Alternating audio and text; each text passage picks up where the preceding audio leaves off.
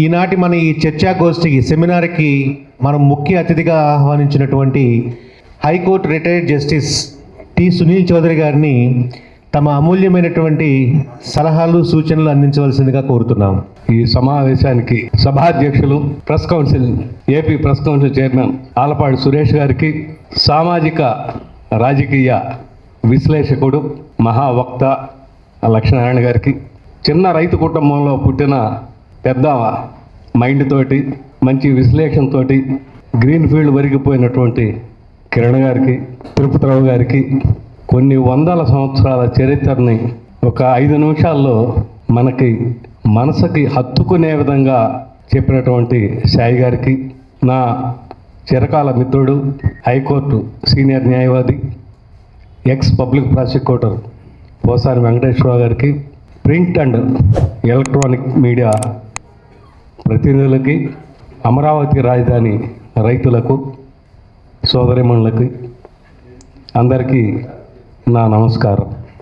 నేను అందరిలాగా మంచి వక్తని కాదు, లేకపోతే చరిత్రలోనో మరో దానిలోనో నాకంత అవగాహన లేదు.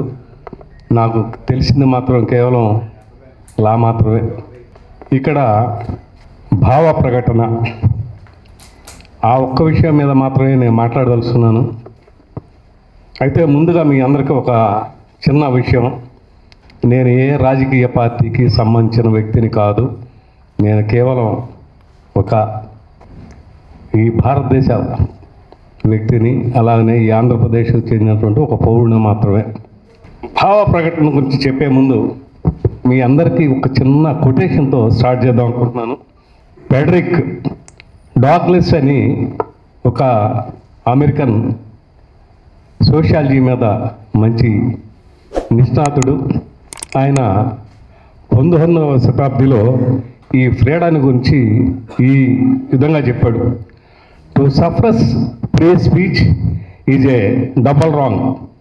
It violates the right of speaker as well as those of ఈరర్స్.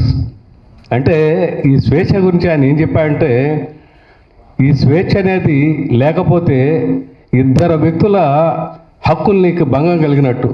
అదేంటంటే మాట్లాడే వ్యక్తికి ప్లస్ వినే వ్యక్తికి. అంటే ఈ భావ ప్రకటనకి చరిత్రలో అంత ఇంపార్టెన్స్ ఉంది. అయితే మనకు భారత రాజ్యాంగం వచ్చిన తర్వాత మనం 1950 జనవరి 26 నుంచి ఈ రాజ్యాంగాన్ని ఇంప్లిమెంట్ చేసుకున్నాము. ఈ రాజ్యాంగంలో ఆర్టికల్ 19ని ఫండమెంటల్ రైట్స్లో ప్రాథమిక హక్కుల్లో ఉంది. ఈ భావ ప్రకటన ఇది అనేది 19A మాత్రం ఉంది. మనకి 47లో స్వాతంత్రం వచ్చింది. 47 నుంచి 51 వరకు, అంటే సుమారు 4 సంవత్సరాలు పరిపాలన జరిగింది. ఆ పరిపాలనలో కొన్ని అనుభవాలు వస్తాయి. ఆ అనుభవాల నుంచి లా మార్చుకుంటూ వస్తాం. మనకి 19A ఆర్టికల్ 19(1) ఎప్పుడైతే ఉందో ఆ భావ ప్రకటనలో వచ్చేటువంటి ఇబ్బందులను మనం గ్రహించడానికి సుమారు 4-5 సంవత్సరాలు పట్టింది. దానిలో వచ్చిన ఇబ్బందులను బట్టి ఆ ఇబ్బందులను వైదొలగాలంటే ఏం చేయాలనే దానికోసం పార్లమెంటులో భారత రాజ్యాంగానికి మొట్టమొదటిసారి అమెండ్మెంట్ తెచ్చారు 1951లో. ఆ అమెండ్మెంట్ తెచ్చినప్పుడు ఆర్టికల్ 19(2)లో కొన్ని రెస్ట్రిక్షన్స్ అంటే రీజనబుల్ రెస్ట్రిక్షన్స్ పెట్టారు. 19(1)Aలో మిగతా వాటికంటే మనం ఇక్కడ ఈ సమావేశానికి కావాల్సింది freedom of speech and expression. మిగతా విషయాలు మనకు అంత అవసరం లేదు. ఈ ఒక్కటే, ఈ భావ ప్రకటన ఉందా కదా అని మన ఇష్టం వచ్చినట్టు మనం మాట్లాడవచ్చా, మనం ఎంతవరకు మాట్లాడవచ్చు, ఆ మాట్లాడేదానికి ఎలాంటి రెస్ట్రిక్షన్స్ ఉన్నాయి అనేది మనం మాట్లాడుకుందాం. మనం ఇవన్నీ కొన్ని లాకో ఇంకోటో కాదు, మనం మన చుట్టూ జరిగే విషయాలనే మనం తీసుకున్నాం. మనకి చిన్నపిల్లలప్పుడు భాష నేర్చుకునేటప్పుడు రకరకాల మాటలు నేర్పుతూ ఉంటాం. కొంత వయసు వచ్చిన తర్వాత తల్లిదండ్రులు పిల్లలకు చెప్తూ ఉంటారు, నువ్వు ఈ మాట్లాడాలి, ఈ మాట్లాడకూడదు అనేది. అంటే చిన్నపిల్లలప్పటి నుంచి కూడా ఆ భావ ప్రకటన పిల్లల్లో వచ్చినప్పుడే ఎక్కడెక్కడ తప్పులు చేస్తున్నారు, ఆ భావ ప్రకటనలో ఎంతవరకు రెస్ట్రిక్ట్ చేయాలి అనేది తల్లిదండ్రుల నుంచి నేర్చుకుంటాం. తర్వాత స్కూల్లో పోయిన తర్వాత గురువుల దగ్గర నుంచి నేర్చుకుంటాం. అలాగనే విశ్వవిద్యాలయాలకు పోతే ఆచార్యుల నుంచి, తోటి మిత్రుల నుంచి నేర్చుకుంటూ ఉంటాం. ఎందుకంటే మనం ఒక ప్రాంతంలో పుడితే మనకు ఒక విధమైన అలవాటు ఉంటుంది. ఆ ప్రాంతం నుంచి మన స్కూల్కో, కాలేజీకో, యూనివర్సిటీకో పోయినప్పుడు మన భావం, మనం మాట్లాడేది మనకు కరెక్ట్ అనిపించవచ్చు, ఎదటి వారికి కావకపోవచ్చు. ఎందుకంటే నార్మల్గా ఒక పల్లెటూరులో పుట్టిన మనుషులు, మాలాంటి పల్లెటూరులో రైతు కుటుంబాల్లో పుట్టిన వాళ్ళకి ఒక నువ్వు అనేది చాలా సహజంగా ఉంటుంది, మీరు అనేది రాదు తొందరగా. మేము పల్లెటూరులో పుట్టాము, మేము చదువుకున్నంత మా ఇది కాబట్టి నేను మొట్టమొదటిసారిగా లైలా కాలేజీకి వచ్చినప్పుడు కొంతమంది మిత్రుల్ని నువ్వు అనేవాడిని. వాళ్ళు కొంతమంది నొచ్చుకున్నారు, నువ్వు అనకూడదు మీరు అనండి అని. రైట్, వాళ్ళకి నచ్చినట్టు మీరు అందామని మీరు అంటూ ఉన్నాము. అంటే నువ్వు అనేది నా స్వేచ్ఛ అని నేను ఫీల్ అయ్యేవాడిని. మీరు అనేది నా స్వేచ్ఛకు వాళ్ళు పెట్టిన రెస్ట్రిక్షన్, రీజనబుల్ రెస్ట్రిక్షన్. అంటే మనిషి పుట్టిన తర్వాత ఎదిగే కొద్దీ ఆ ఎదిగే దీనిలో మనకి ఏది మాట్లాడాలి, ఏది మాట్లాడకూడదు అనేది మన వ్యక్తిగతంగా మనం నేర్చుకుంటాం. ఎందుకు చెప్తున్నానంటే, ఎవరైనా కన్న తల్లిని వేరే విధంగా మాట్లాడతారా? తల్లి అంటాం కానీ వేరే భాషలో మాట్లాడాం కదా. అట్లానే తండ్రిని తండ్రి అంటాం కానీ బూతులు తిట్టాం కదా. అలాగనే మనం మాట్లాడే ప్రతి మాటలో సత్యమేవో జయితే, అబద్ధమేమో ఆడకూడదు, నిజమే మాట్లాడాలనేది మనం చిన్నప్పటి నుంచి నేర్చుకున్నాం. వయసుతో పాటు ఇవన్నీ పెరుగుతూ ఉన్నాయి. ఆ పెరిగిన తర్వాత రకరకాలుగా ఉంటున్నాం. అంటే ఏంటి, వారు చెప్పినట్టు, కిరణ్ గారు చెప్పినట్టు అందరికీ అన్నీ తెలిసి అబద్ధాన్ని కూడా మాట్లాడుతూ ఉంటారు, కావాలని అబద్ధ ప్రచారం చేస్తూ ఉంటారు. అయితే ఈ ప్రచారం జరిగేట్లో మనుషులు మాట్లాడితే ఒక మనిషి నుంచి ఇంకో మనిషి, లేదంటే ఒక విలేజ్లో ఒక రచ్చబండ దగ్గర మాట్లాడితే ఒక 10 మందికి తెలుస్తుంది. అదే మీడియాలో పబ్లిసిటీ వచ్చిందనుకోండి, వేల మందికి తెలుస్తుంది. అయితే నేనేమో జర్నలిజం చదవలేదు, జర్నలిజం గురించి నాకు పెద్దగా తెలియదు. నేను 1969 నుంచి నాకు తెలిసి 6వ తరగతిలో ఎంటర్ అయిన దగ్గర నుంచి నాకు తెలిసిన మొట్టమొదటి న్యూస్ పేపరు ఆంధ్రప్రభ. మా తాతగారింటికి ఆ పేపర్ వస్తుంది కాబట్టి నేను స్కూల్కి నుంచి వచ్చిన తర్వాత ఆ పేపర్ చదవటం మొదలెట్టాను. అప్పటి నుంచి ఈ రోజు వరకు నాకు న్యూస్ పేపర్ చదవటం చాలా అలవాటు. ఈ న్యూస్ పేపర్ చదివిన తర్వాత కొంత వయసు వచ్చిన తర్వాత కృష్ణపత్రిక గురించి ముట్నూరు కృష్ణారావు అని బందర్లో పెట్టాడు, ఆయన గురించి చదువుకున్నాము. ఆ తర్వాత ఆంధ్రప్రభ, ఆంధ్రజ్యోతి, ఆంధ్రపత్రిక, కాశీనాథ్ నాగేశ్వరరావు పంతులు గారి గురించి కానీ, నార్ల వెంకటేశ్వరరావు గారి గురించి కానీ, అలాగనే రాఘవాచారి గారు కానీ, పొత్తూరు వెంకటేశ్వరరావు గారు కానీ, దాసర్ నాగభూషణ్, ఇలా ఏబికే ప్రసాద్ గారు కానీ, అనేక మంది ఎడిటర్స్ వీళ్ళందరినీ చూస్తూ వచ్చాం. ఈ జర్నలిస్టులందరూ కూడా మీరందరూ అంటున్నారు ఈ ఫాల్స్గా రాశారు అని. బహుశా సురేష్ గారికి మిగతా మిత్రులు కూడా తెలిసి ఉండొచ్చు. ప్రెస్ కౌన్సిల్ యాక్ట్ 1978 అనేది ఉంది. ఆ ప్రెస్ కౌన్సిల్ యాక్ట్లో 13B అని ఒక సెక్షన్ ఉంది. బహుశా ప్రతి జర్నలిస్టు కూడా, ప్రతి జర్నలిస్టు మిత్రుడికి ఆ ప్రావిజన్ తెలిసి ఉంటుందని నేను మనస్ఫూర్తిగా నమ్ముతున్నాను. దానిలో ఏముంటుంది, ఒక వార్త మనకు తెలిసినప్పుడు ఆ వార్తను ఎలా రాయాలి, వార్తను ఎలా పబ్లిష్ చేయాలి అనే దాని మీద కొన్ని నిర్దిష్టమైన గైడ్లైన్స్ ఉన్నాయి. ఆ గైడ్లైన్స్ ఏంటంటే, ఒక వార్త మీకు వచ్చిందనుకోండి, పలానా ఊర్లో పలానా ఇన్సిడెంట్ జరిగింది అని మీకు వచ్చినప్పుడు అసలు ఈ ఇన్సిడెంట్ కరెక్టా, దీనిలో ట్రూత్ ఎంత ఉంది, అంటే అబద్ధమా నిజమా అనేది ముందు వాళ్ళకు వాళ్ళు ప్రశ్నించుకొని వాళ్ళు తృప్తి పడాలి, ఈ వార్త నిజము. ఆ తెలిసిన వార్తని ఎలా రాయాలి, అక్కడ రెండు గ్రూపుల మధ్య, రెండు వర్గాల మధ్య ఒక గొడవ జరిగిందనుకో, ఆ గొడవకు నిజమైన కారణం ఏంటనేది ముందు తనకు తను తెలుసుకోవాలి. ఒక గ్రూప్తో అతనికి ఎమోషనల్ ఉన్నా కూడా తన వ్యక్తిగత విషయాలు, తన ఎజెండా ఆ వార్తలో రాయకూడదు. అంటే ఇండిపెండెంట్గా ఆలోచించాలి. ఇండిపెండెంట్గా ఆలోచించిన తర్వాత ఆ వార్త రాయటానికి యథార్థాన్ని ఫెయిర్గా రాయగలగాలి. ఆ ఇన్సిడెంట్ని ఆబ్జెక్టివ్తో చూడాలి తప్ప ఇది వీళ్ళక అని కాకుండా మనం రాసేది కరెక్ట్గా ఉండాలని తెలుసుకోవాలి. ఇంకొక ముఖ్య విషయం ఏంటంటే, మనం రాసే విషయం, మనం ఇది పబ్లిసిటీ చేసి మన పత్రికలో రాస్తే ఈ రాసిన విషయం వలన పబ్లిక్ ఎలాంటి డ్యామేజ్ జరుగుతుందా, లేకపోతే ఈ పబ్లిక్లో ఏమైనా అన్సర్టనిటీ వస్తుందా, లేకపోతే కమోషన్ ఏమైనా క్రియేట్ అవుతుందా, ఇలా అయితే అలా కాకుండా వార్తగా ఎలాంటి ఎమోషన్స్ లేకుండా ఎలా రాయాలి అని ఇంత స్క్రూటినీ జరిగిన తర్వాత మాత్రమే ఈ పబ్లికేషన్ చేయాలన్నమాట. ఇవన్నీ వాళ్ళకి తెలియదా అంటే ఖచ్చితంగా తెలిసి ఉంటుంది. తెలిసి కూడా అబద్ధం రాస్తున్నారంటే ఫాల్స్. వాళ్ళని ఏమనాలనేది మీరే నిర్ణయించుకోవాలి. ఎందుకంటే నేను ముందుగానే చెప్పాను, నాకు ఏ పొలిటికల్ పార్టీతో నాకు సంబంధం లేదు, నేను ఏ ఫిలాసఫీకి ఇది కాదు, నాకు అందరూ సమానమే, అన్నీ నేను చదువుకున్నాను అంటే పుస్తకాల్లో చదివాను కానీ ప్రాక్టికల్గా నాకు తెలియదు. అందువలన ఈ జర్నలిస్టులు అనేది స్క్రూటినీ చేయాలి. ఎందుకు స్క్రూటినీ చేయాలని నెక్స్ట్ క్వశ్చన్ వస్తుంది. నా పత్రిక, నా జర్నలిజం, నా ఇష్టం వచ్చినట్టు నేను రాసుకుంటానని.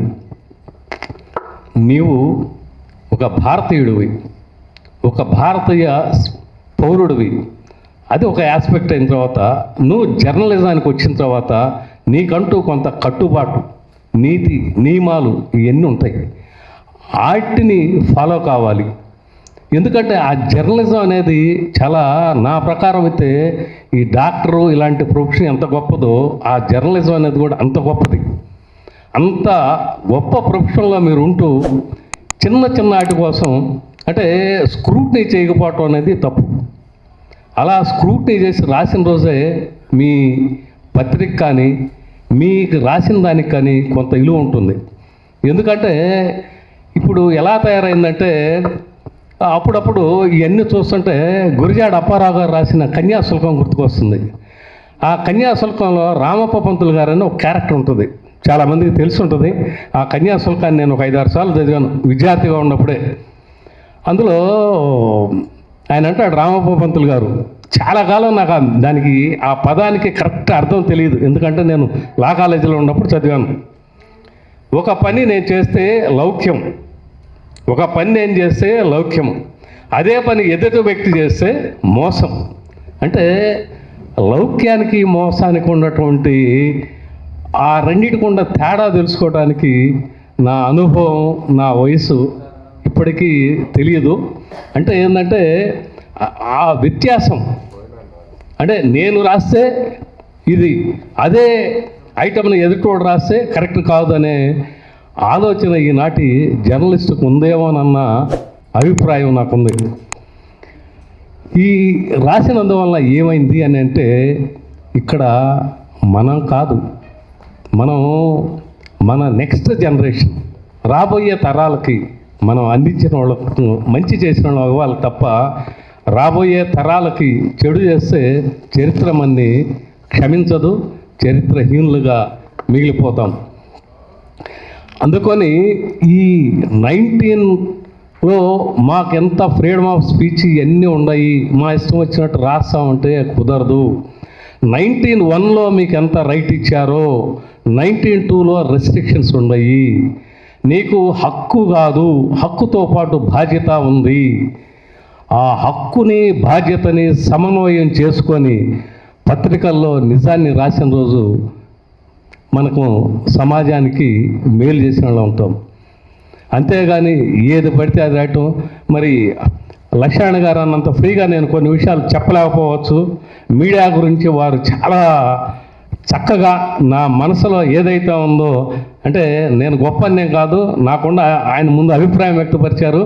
వారు వ్యక్తపరిచిన అభిప్రాయంతో నేను 100% ఏకీభవిస్తాను. ఎందుకంటే నార్ల వెంకటేశ్వరరావు గారు 3 తరాలని ఒక బుక్ రాశారు. అందులో ఆయన ఎడిటోరియల్స్ మొత్తం రాసుకొచ్చే అందులో 2-3 చెప్తాను, ఎక్కువ చెప్పను. ఎందుకంటే అందులో ఒక చోట ఆయన రాశాడు, నడమంత్రపు సిరొస్తే నడి రైతులు గొడుగు పట్టమన్నారట. అంటే నడమంత్రపు సిరొస్తే నడి రైతులు గొడుగు పడతామంటే మనిషికి ఒక డబ్బు ఇంకోటో వచ్చినప్పుడు కన్ను మిన్నుగా అన్నప్పుడు ఎలా ప్రవర్తిస్తారో దాన్ని ఆయన అంతా చెప్పాడు.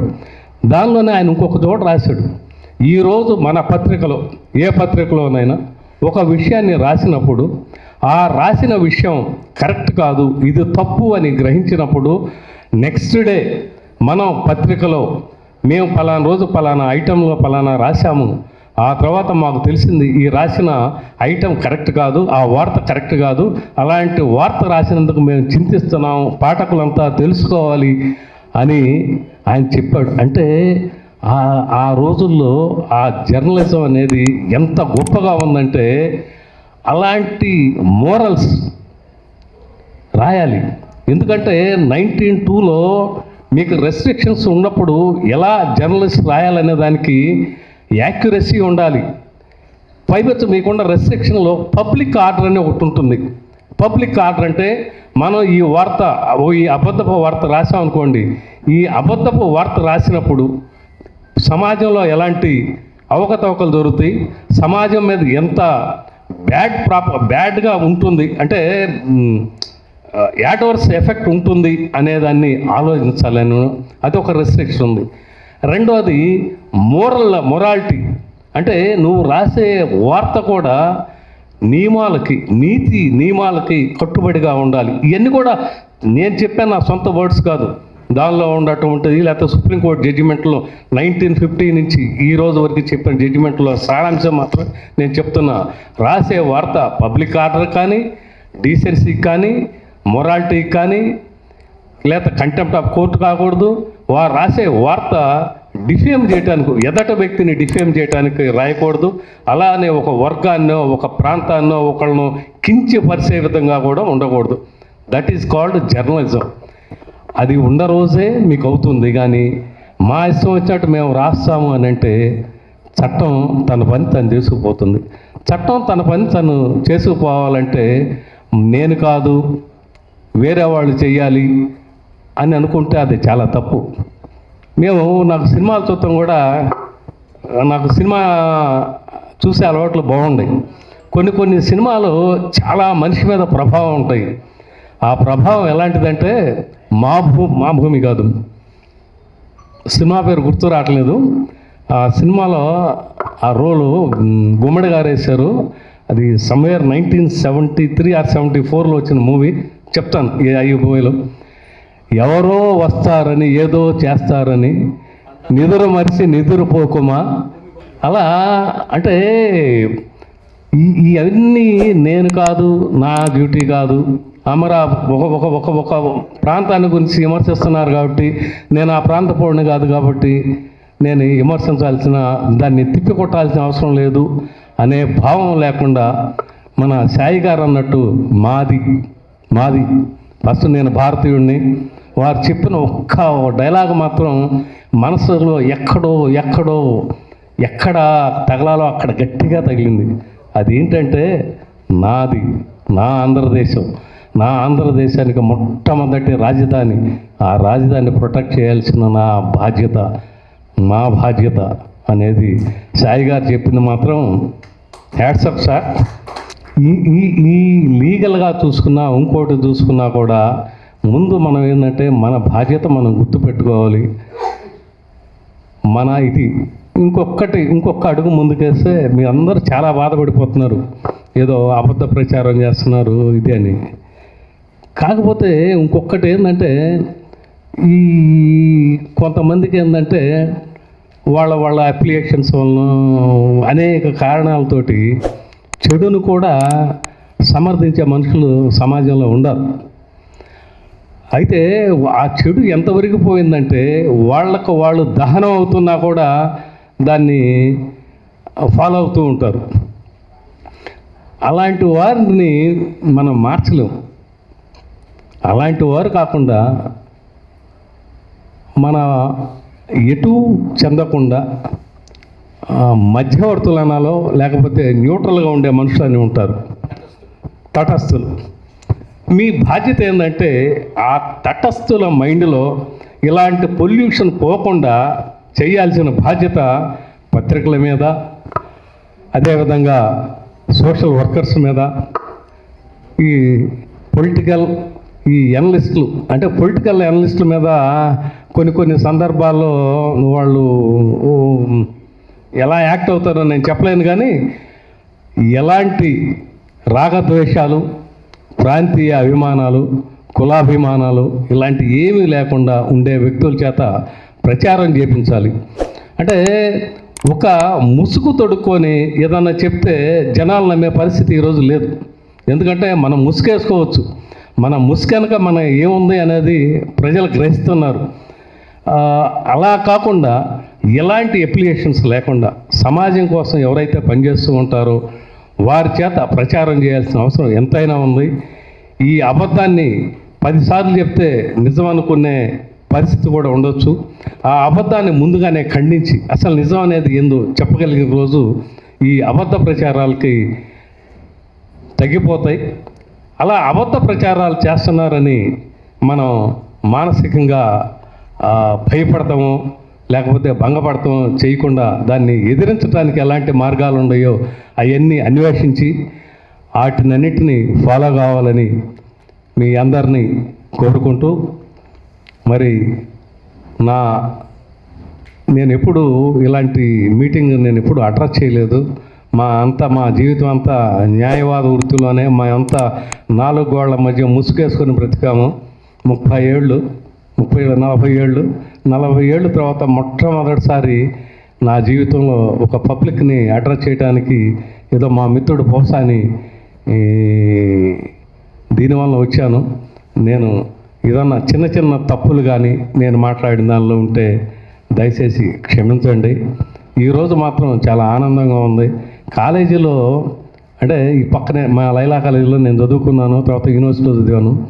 ఈ కాలేజీల్లో మంచి లెక్చరర్స్ ఒక పాఠం చెప్పినప్పుడు చాలా సాటిస్ఫాక్షన్గా ఉంటుంది, చాలా తృప్తిగా ఉంటుంది మనకు అర్థమైతే.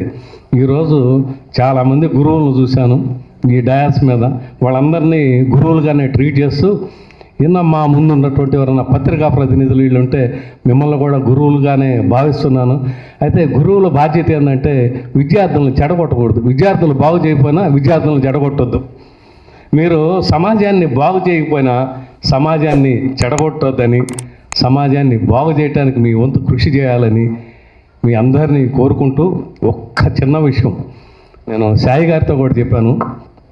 నాకు 2 రాష్ట్రాల ప్రజలంటే విపరీతమైన మక్కువ. సాయి గారు చెప్పారని మాత్రం నేను చెప్పడం లేదండి, ఇది నా ఫీలింగు, నేను చెప్దాం అనుకున్నాను. ఒకళ్ళు బెంగాల్, 2 తమిళనాడు. బెంగాల్లో ఎందుకంటే ఒక నది ఉంటుంది, నైలు నది, అది సంథింగ్ హుబ్లీ.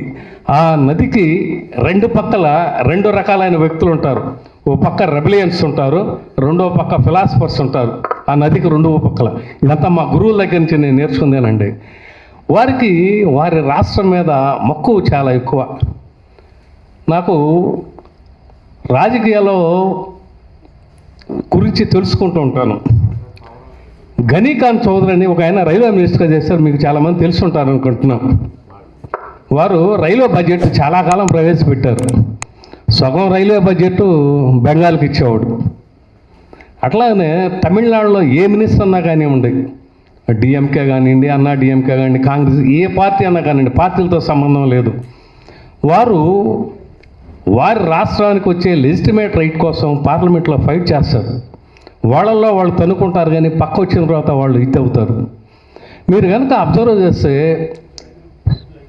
ఆ తమిళనాడులో గొప్ప పొజిషన్లో పోయిన వాళ్ళు కానీ ఇంకోళ్ళు కానీ వాళ్ళ రాష్ట్ర కల్చర్ని గురించి చెప్పకుండా ఇప్పుడున్న నిర్మలా సీతారామన్ వరకు వారు ఏదో ఒక పబ్లిక్ స్పీచ్లో కానీ ఎక్కడైనా వస్తే వారి రాష్ట్రంలో ఉన్నటువంటి కవుల గురించి కానీ సామాజిక వ్యక్తుల గురించి కానీ ఒక రంగంలో నిష్ణాతుడైన ఆ వ్యక్తి గురించి కంపల్సరీ వాళ్ళు పొగుడుతారు.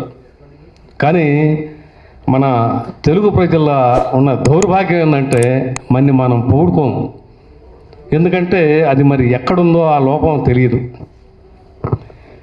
మనం మన ప్రజాప్రతినిధుల నుంచి డిమాండ్ చేయాల్సింది ఏంటంటే, నువ్వు ఏ పార్టీ నుంచన్నా గెలువు, మాకు సంబంధం లేదు. ఒక్కసారి పార్లమెంట్ సభ్యుడైనా ఏ పార్టీ నుంచి అయినా మన రాష్ట్రానికి మీరు ఏం చేస్తున్నారు, మన రాష్ట్రం గురించి మీరు ఎంత హౌస్లో మాట్లాడుతున్నారు, ఇలాంటి విషయాల మీద ఫోకస్ చేపించాల్సిన, వాళ్ళ మీద ప్రెజర్ తీసుకురావాల్సిన బాధ్యత కూడా మనందరిలో ఉంది. మీలో చాలామందికి తెలిసి ఉంటుంది, నడికుడి నుంచి బీబీ నగర్కి రైల్వే లైన్ ఉంది. ఏదన్నా తప్పు చెప్తే క్షమించండి, ఎందుకంటే లక్ష్మణ్ గారు, సురేష్ గారు వీళ్ళంతా ఉన్నారు, సాయి గారు చరిత్రకారుడు ఉన్నారు. నాకు తెలిసింది, నా లిమిటెడ్ నాలెడ్జ్లో నేను చెప్తున్నాను. నడికూరి BB Nagar somewhere 1960s 50s ఇప్పుడు ఆ రైల్వే లైన్ గురించి రైల్వే లైన్ ఉంది. ఆ రైల్వే లైను మనకి రాలా. 1985లో ఇక్కడి నుంచి మన ఆంధ్ర కంబైన్ స్టేట్లోంచి ఆ రోజు 34 మంది పార్లమెంట్ సభ్యులను పంపించారు. రాధాకృష్ణన్ అనుకుంటాను, ఆదిలాబాద్ నుంచి ఎంపీగా సెలెక్ట్ అయ్యాడు. ఆయన తెలుగుదేశం పార్టీ లీడర్గా, హౌస్లో లీడర్గా ఉండేవాడు అనమాట.